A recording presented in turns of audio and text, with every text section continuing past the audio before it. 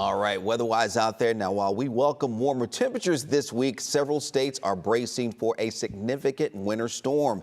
And will it impact us here? Let's bring in meteorologist Mario Ruiz to talk about more about this big contrast that we have in weather across the country. As you all know, everything is related, and we have this interesting weather pattern setting up where we are tracking rain, like Greg mentioned, middle part of the week, all thanks to that area of low pressure, but high pressure also starting to settle in across the southern half of the U.S. So we're going to notice that this pushes up that area of high pressure. Meanwhile, this big trough sets up across the western half of the country.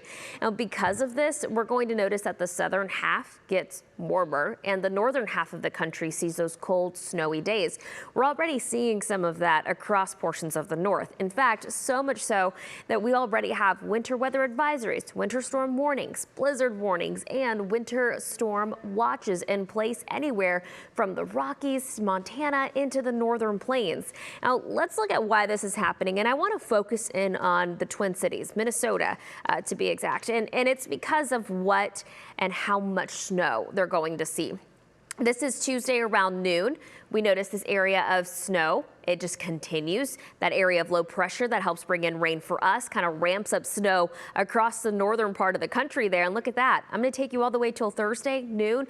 We could see consecutive snow in Minnesota for 48 hours. That means totals could go anywhere between 15 to 20 inches. This could end up being one of the top 15 snowfalls for the Twin Cities on record. So interesting to see the big contrast across the northern half and the southern half of the country.